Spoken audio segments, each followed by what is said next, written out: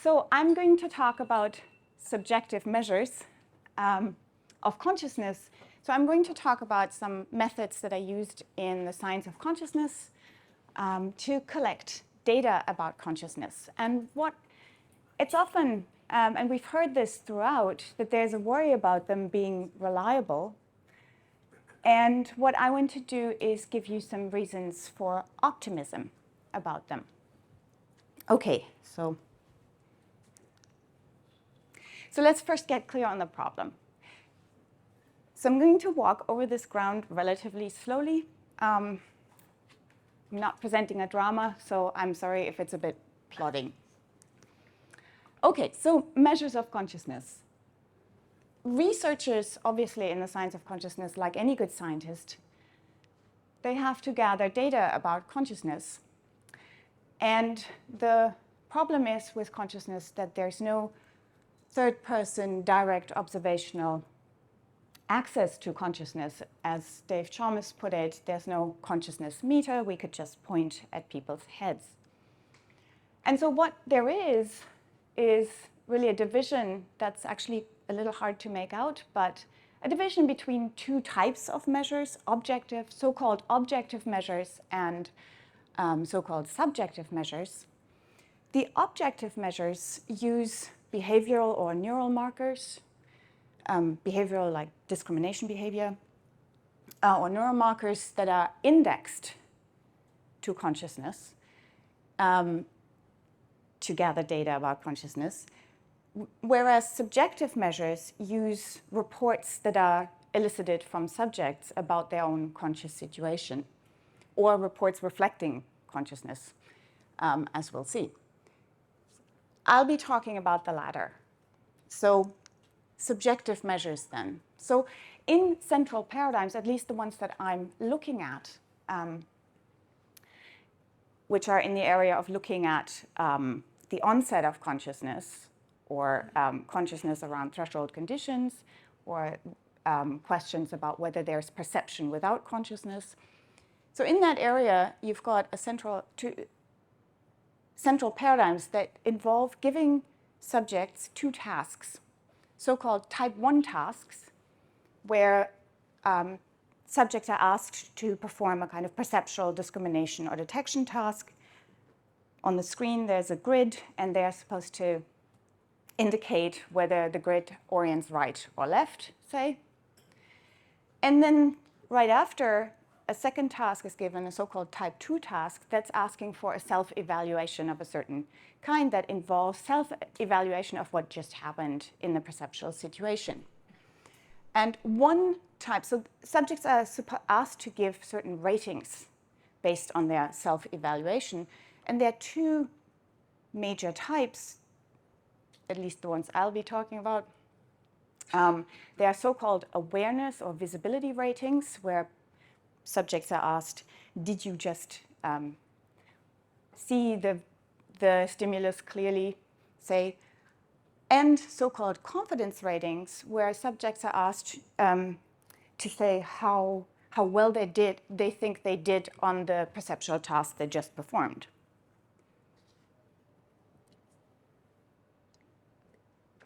So they're asked, how confident are you that you got it right just now? And it's usually more than two options that people are asked to give ratings from some sort of rating scale that is more than saw it, didn't see it, or confident, not confident at all.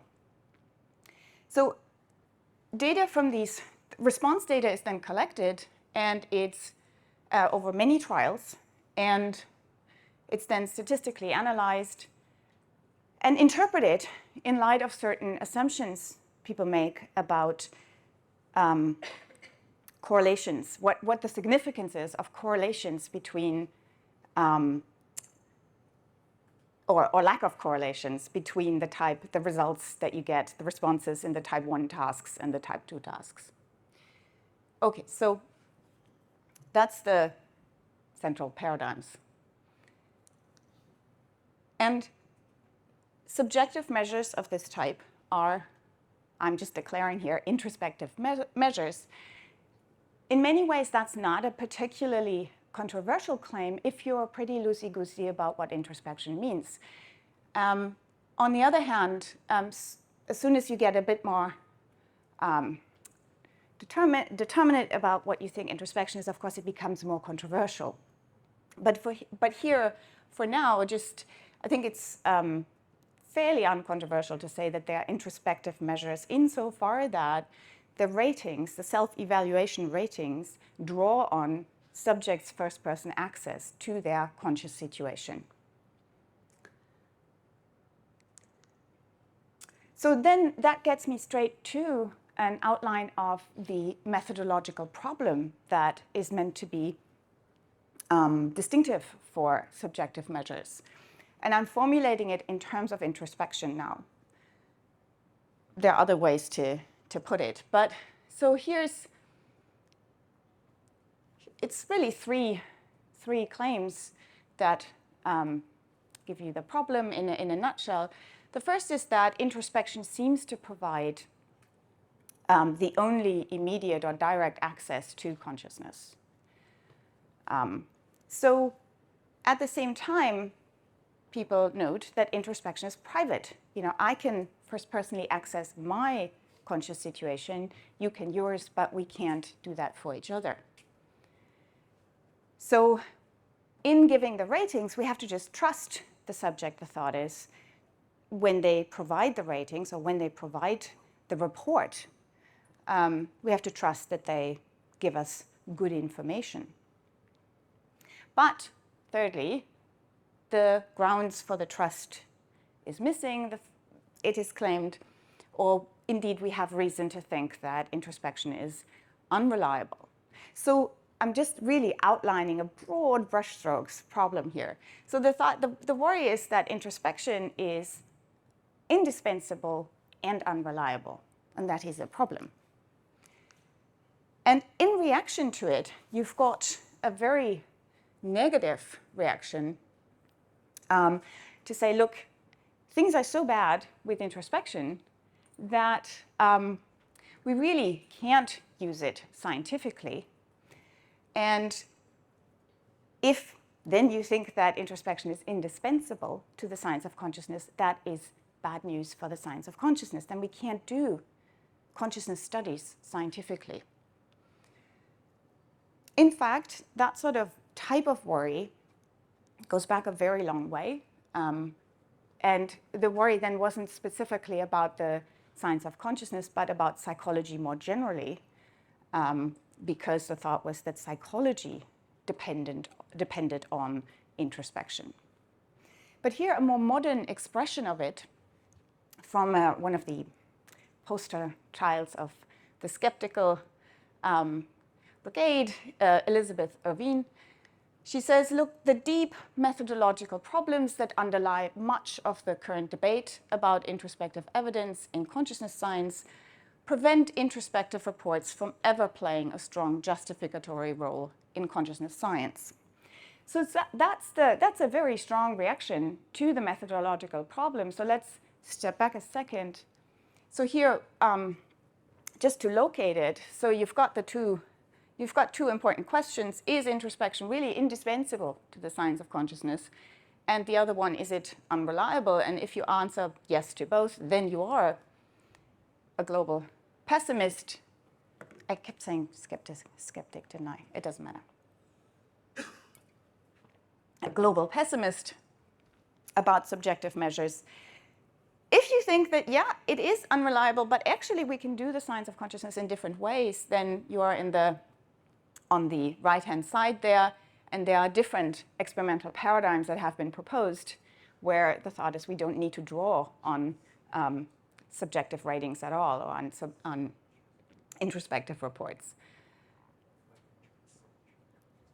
Now, I want to talk about the people who say no. Of course, they say no in the context of, to say that it's not unreliable in this context here doesn't mean that you say it's infallible, right? So I want to talk about those optimists. And just as I just indicated, it's not that we want to say introspection is infallible, but here's the thing. the quest for reliability, of course, is important to any scientific endeavor. And there's this old question, what makes for good scientific method? And of course, it has to be reliable. It has to produce good, reliable data. But to do so, the thought has been, traditionally, that it has to be public. Why is that? Well, because really, as has been pointed out by Raymond Dodge a long time ago, publicity sort of ensures that we can gauge, we can get a handle on, we can understand that a method is reliable, because we can express, he said, their reliability in terms of another. So the way I'm going to understand publicity here is just that what we have to be able to do, what it is for a method to be public, is that we can have something like replication of results, where different investigators can use the same method to potentially produce the same results.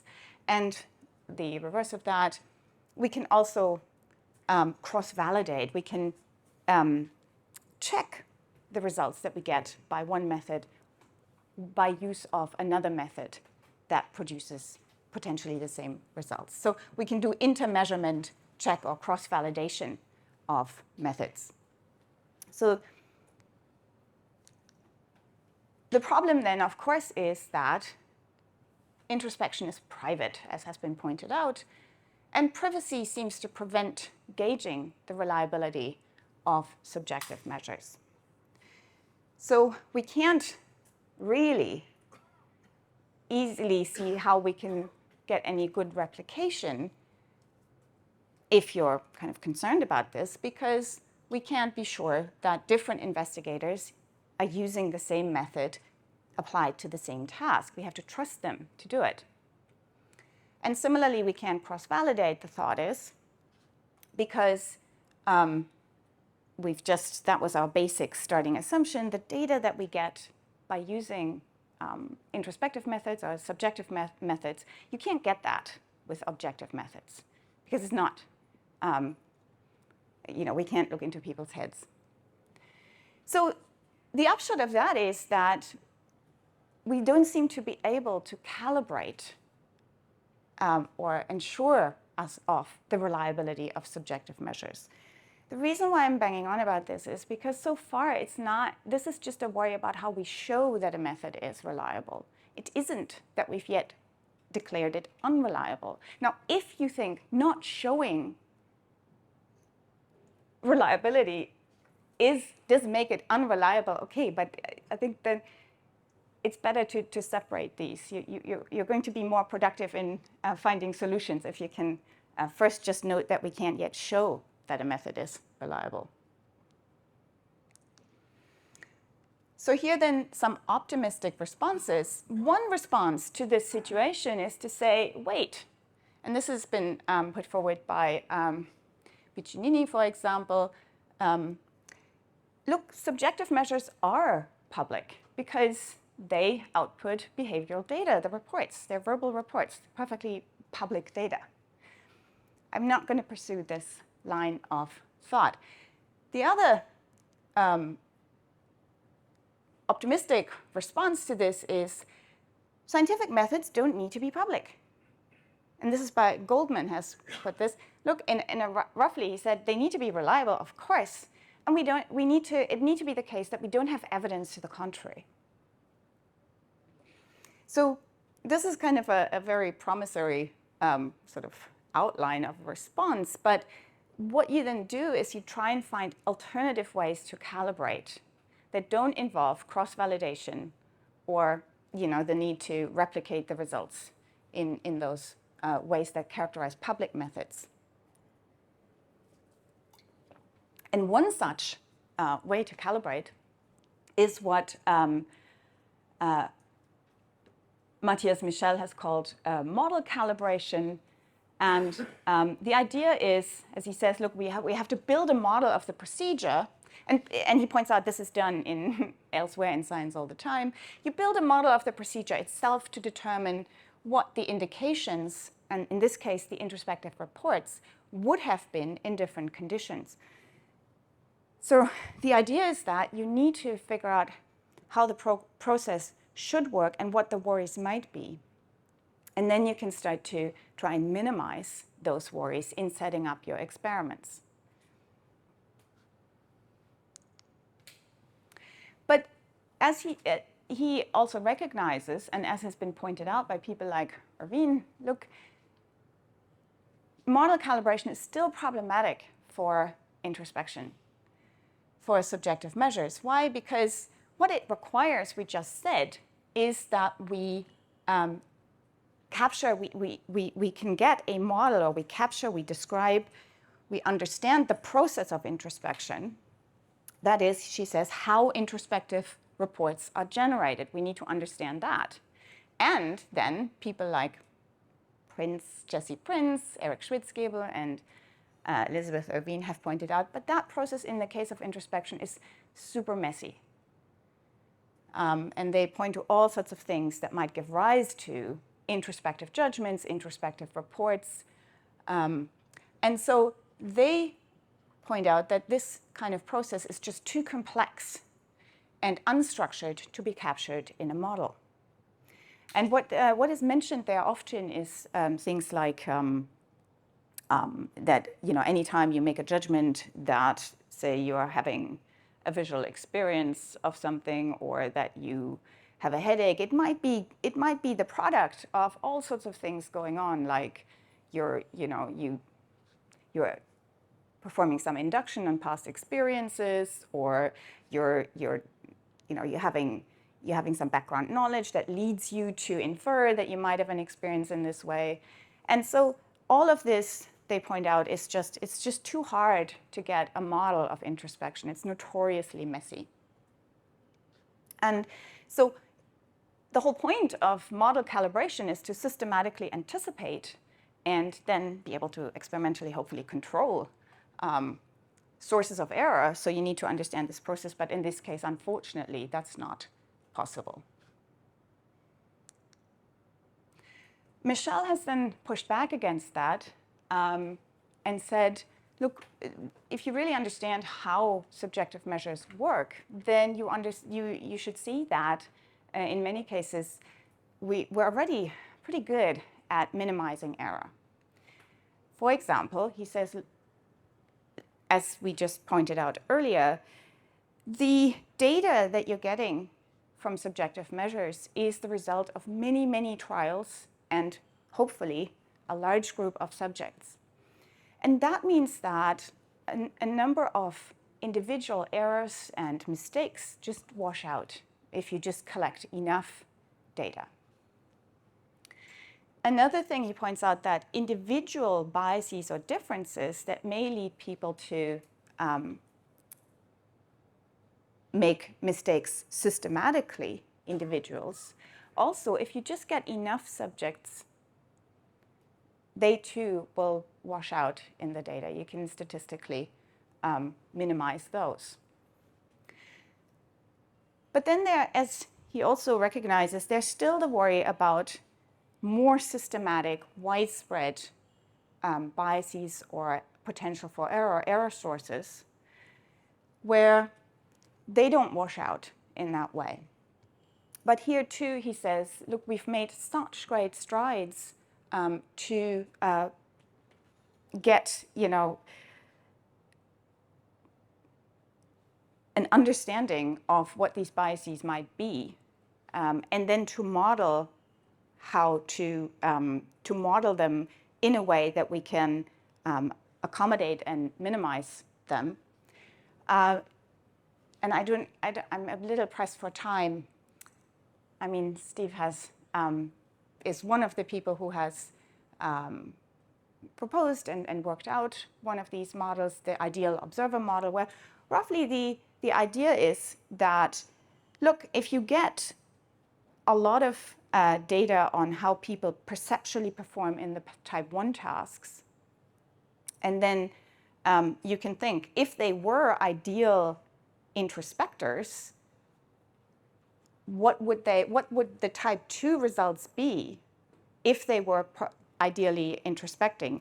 And you can do the reverse too. For any data you get on how they are in fact introspecting based on the type 2 data, you can work out what would, if they were ideal observers, if they were ideal introspectors, what would the performance have to be?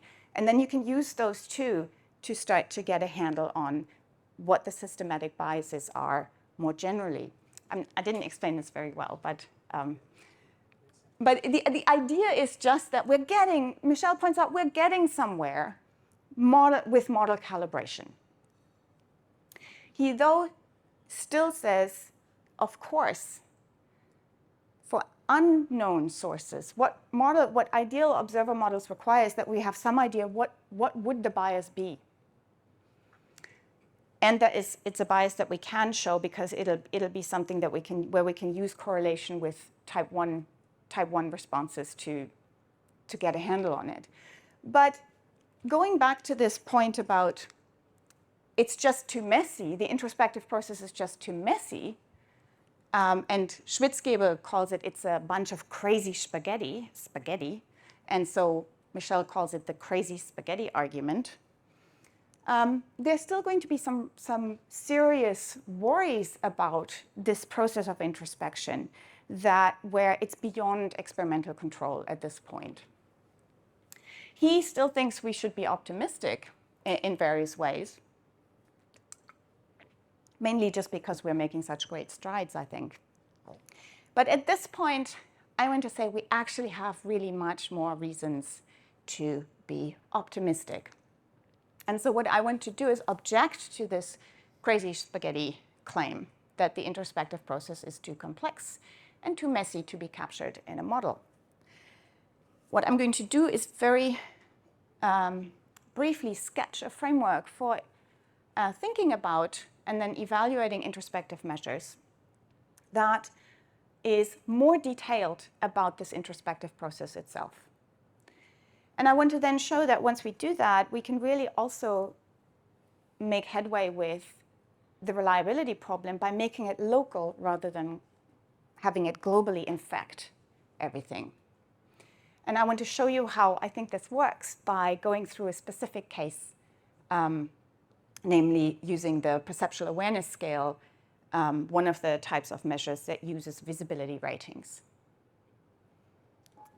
Okay, so here's this framework that I propose. The first thing to note is that often people use introspection and they don't distinguish between, in this area especially, between a notion of introspection that's geared towards capturing a mental capacity that we have, like perception.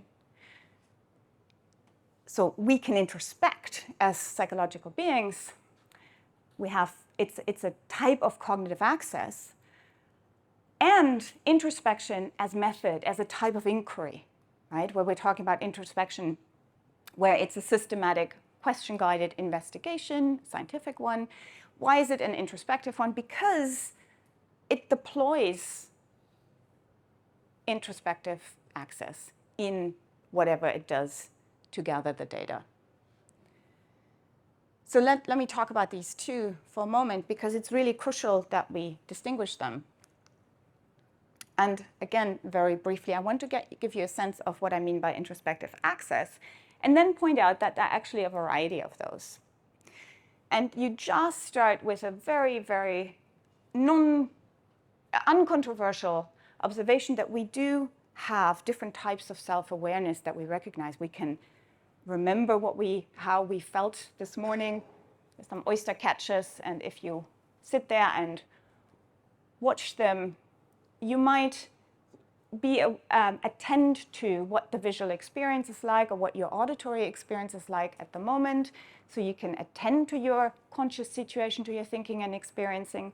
As you drive home afterwards, you might recall the experience of the sound, the eerie sounds of these birds. And then a third one I won't talk much about, but I just want to mention it here just to show you that there's a variety of different types of self-awareness. You can also be peripherally, as you're going along, the thought is that you're having kind of tabs on that you're visually experiencing, that you're hearing something. That's it is not something that forms the focus of your attention, but it is something that we often make use of to just correct, say, posture or something like that. This was very brief, and we can talk about this in discussion, but my suggestion is that not only do we recognize that there's these types of self-awareness, but we should think of them as being generated by different forms of access. Attentional, memory-based, episodic memory-based, and then there's this other form that people like Brentano and Husserl talk a lot about, but I don't want to talk much about because I don't really know what to say about it. But these two will suffice now, that there's definitely an attentional one and a retrospective form of introspective access. Now, why? So far we've talked about introspective access. How about introspective methods? Well, they are, like any method, any investigative method, they're very complex. They are complex observational or even experimental procedures for investigating the mind, various aspects of the mind. They deliver introspective data, which you must distinguish from whatever the upshot is of a cognitive mode of access, which is a mental state. The data that you get from a scientific method isn't a mental state. So we have to, nonetheless, we want to say it's introspective data because it's partly delivered by deployment of such modes of access. So minimally, how do we individuate? How do we say differentiate a particular introspective method? Well, we have to at least, it's minimally constituted by deployment of a particular mode of introspective access, and certainly a specific goal of investigation. Right? So you really have to fix those two variables to get a handle on what the method is. It doesn't make much sense to characterize them at a much higher level of generality when it comes to introspection. And that's really the point here of drawing this distinction. When you ask about the reliability of introspection, you have to distinguish minimally two questions that are very different. One is introspective access reliable? Another, is an introspective method reliable? So when you ask about the reliability of introspective access, you're asking, Goldman, for example, has done a lot of work on this as well. A mental process in epistemology, we talk, it's reliable when it tends to produce accurate or veridical representational content. In each case, like perception or any mental capacity, it has a range of reliable operation, right? Just because it's reliable doesn't mean it's omniscient. So you have to figure out, when you're asking, is it reliable, you have to also keep in mind that you wouldn't expect, say, perception to be reliable, visual perception to be reliable about the cost of a product that you see before you, unless it says on the label, or the origin of the product, right? That's not part of the range of reliability of that form of cognitive access. And given that we have at least 3 different modes of this type of introspective access, we really have 3 separate questions here. There's no reason to think that the same reliability conditions hold here. And so the first question already fragments into at least 3 distinct questions. Turn now to the question, is an introspective method reliable? Well, again, reliability more generally is just a process is reliable if it produces good outcomes, and now it depends now what the process is, what the goal of the process is, and what goodness consists in. In this case, it's very varied. It depends on what the goal of inquiry is. But certainly, more generally, you might say a scientific method is reliable if it delivers data useful for scientific theorizing that may not even be accuracy of representation, as has been pointed out. So here too, you have that question. Actually, once you understand that it makes no sense to ask it in general, you have to ask it once you've individuated methods introspective methods, at least with respect to these two factors. It's only then that you can get a sensible answer to this question about reliability. And compare just, is our perceptual methods reliable? We wouldn't think that there's a general answer to that either. So once we have that way of thinking about things, we can see that reliability worries really are local, much more local and not global. They're specific to the deployment of a given mode of introspective access in service of a particular goal of inquiry.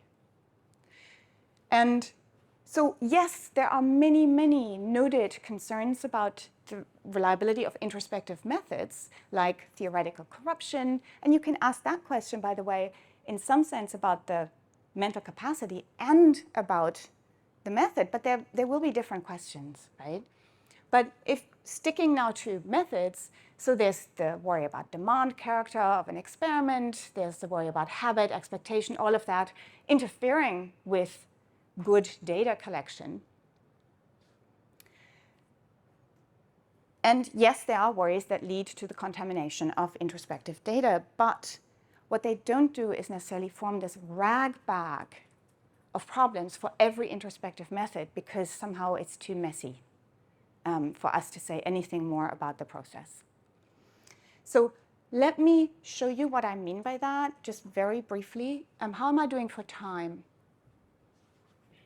So you have 18 minutes left. Sorry? 18. Yeah, exactly. 18 minutes left. And this is accounting for the late start. What is this? But you can go over a little bit. No problem. No, I don't want to. I want to have discussion. So let me just show you briefly what I mean by that by looking at the Perceptual Awareness Scale, which is one of the main subjective measures. And in a way, the more interesting case is the confidence ratings. They are more interesting because it's just much less clear to see how what I want to say applies there. But I'll take the easy road here to get you to see what I mean, and then we can maybe in discussion think about how it works for confidence ratings. Okay, so here's the Perceptual Awareness Scale. It was introduced by, I don't know how to pronounce the name properly, but Ramsøy, I guess, and Overgaard. And it is a 4-point scale, rating scale, for rating perceptual clarity. Remember the type 1 and type 2 structure of these experiments. Type 1 tasks mean that you have to you're presented with a stimulus and you're given some task of discrimination or detection. Then you're given the type 2 task where you're meant to rate self-evaluate in some way. In this case, you're asked to provide a rating for specific stimulus features, how visible they were to you. And the options that you're given on this scale is no experience, I had no experience, had a brief glimpse, almost clear image, or absolutely clear image. These are so basically the idea is how clearly did you see this when you were giving your response. The rating scale is the PAS part of the selling point of it is that they try to avoid biases coming in by developing this scale. It's been developed with participants, so it's in discussion with the participants how many scale steps, how to express the scale steps.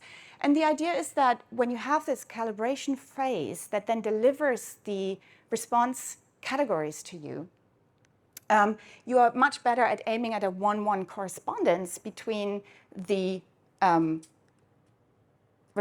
scale options and the experience that you're trying to capture here. And so there's extensive instruction and training phase involved here, and that involves dialogue between experimenter and participants. So here now is a well-known, and again, the history goes a long way back, problem for subjective measures. It's called the observer effect. and here is an expression of it, asking people to produce subjective reports or to reflect in any way on their own performance may change the very processes that are being monitored. So that's the worry. It's that, look, when you start to do this other thing, self-evaluating and introspecting, like, hey, how well did I see this, or how well am I seeing this? You're doing something else that impinges on the conscious situation. It's going to muddy any data you're going to deliver. Question now, in light of what I said about how to think about introspective access in particular, and how we have to pick one, or several maybe, but definitely pick specific ones to plug into our introspective method. When it comes to this worry about subjective measures, which mode of introspective access particularly gives rise to this? Well, the mode that really, where people start to think that it modulates ongoing conscious situation is inner attention. It's when you attend as it's going on, as the experience is going on, you're attending to it. That there, the worry is that the act of attending to your experience modulates, changes, contributes, highlights differently what's going on internally. So the observer effect does pose a problem, a concern for introspective methods that deploy inner attention.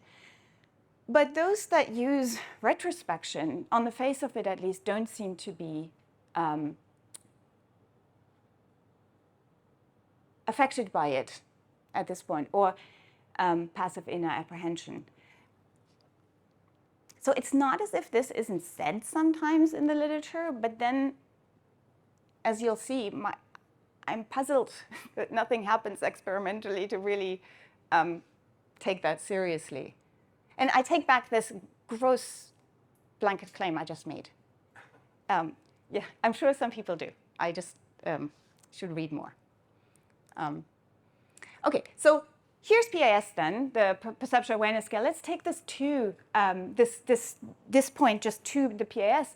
Well, which mode of introspective access does it deploy? So when you look at the characterizations of PAS, it's actually really unclear which one is in use here. Is it inner attention, or is it retrospection, or is it both? And when you look at what is said, it seems that both are sort of involved. And it doesn't matter, it seems to them. They say it's a self-reflective, retrospective process in which one's memory trace of the original target mental states is inspected, or online inspection of current and ongoing mental states. So that seems to be kind of both. Sometimes also when you look at the characterization of retrospection, in particular by proponents of this method, it's claimed that retrospection involves attention. So either way, if that is so, it does concern, the observer effect does pose a concern, a significant concern for this method. But what, of course, I said, look, to really understand whether there is a concern, you have to look at the target of investigation. And look, if inner attention, yes, inner attention, say, modulates the ongoing stream of consciousness, but, and this is something that the old psychologists have pointed out, if you're interested in something where that doesn't matter, maybe you're even interested in just ongoing experience where it doesn't matter that it's just been produced partly by you looking at it, then fine. Then then there is no methodological problem at this point with using inner attention.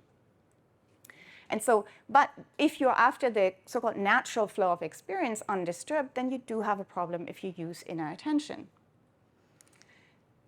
And very briefly, I mean, the PAS does target something that is meant to be undisturbed, right? It's the onset of consciousness given certain perceptual stimuli, and there really it does matter that there is no modulation. And the lengthy calibration and training phases, in my view, do nothing to address this issue. This is just a sheer issue of the processes involved that you're deploying.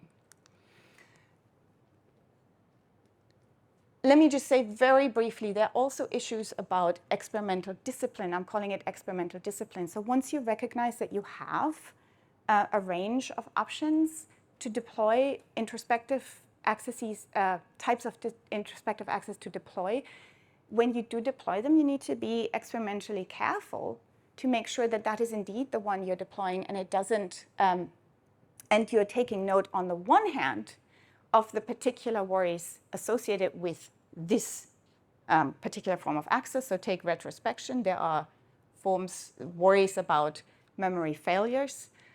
And I'm feeling a little pressed for time, but when you look at... Don't worry about time. I think it's very likely that you have more than enough time. There was probably miscommunication about the length. Just go on, you're totally fine. Yeah. So I think that there was a miscommunication in advance about the length of your talk. So just take all the time you need. No, this is overwhelming me now. Run a tight ship here. I'll just take the moment to say it properly. So in the case of experimental discipline, what we really need to do is look at, this is a form of memory, of recall, of episodic recall, and there are known studied worries about that. We can bring those to our understanding of deploying retrospection. Obviously, the time lag should be short, but also the target should be simple. Right? You shouldn't task episodic memory or retrospection too much to deliver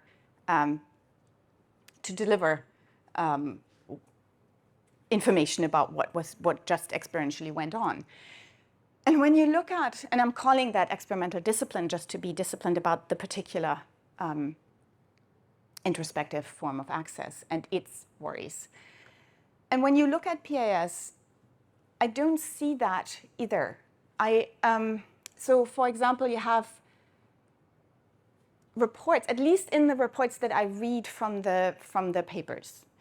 So you have a report of the data. Typically, a subject would report, quote, red square up there points. The position was clear, the color was a glimpse. I had no experience of the shape. That's a lot, right? That is a lot to ask of a subject to retrospect in one go. So again, that wouldn't seem suitable if you're using retrospection specifically. The other thing that falls out of the choice of the different forms of introspective access, attending different, with each has sort of associated with it different worries. In one case, I said it's the observer effect, the modulation problem. In the other one is, say, memory, certain problems associated with memory. You'd expect that the experimental setup, and again, this is something that the early experimentalists really did take a lot of time to do, try to keep the method pure, right? So they pick a method, say, using retrospection, but then you have to ensure that the subject, during the presentation of the stimulus, doesn't fall into introspecting right then and there and using inner attention. So I'm not saying that there's a great way to do it at this point, but I'm not an experimentalist. It's just that it doesn't seem to me that, at least in PIS, there's any effort even to do that. People are simply asked to report on their experience. And no more is said about what they're supposed to do while the stimulus is being presented and right after. Okay, so still, I think this is grounds for optimism, because I think together with work that I said people like Steve and that Michel has pointed out in his paper, there's a lot of work that we can do just using the right statistical methods and creatively building models in various ways of known biases. If we're a bit more happy to get our hands dirty and theorize about these notions of subjective access, maybe that too then helps to at least minimize some of the reliability concerns in a way that it's not just one shebang. It's certainly not. So introspection, I think, introspective access, if deployed in an experimental method, Yes, the process is going to be very complex and diverse. There are many different types, but it's not really itself that messy that it's beyond experimental grasp, I think. Thank you.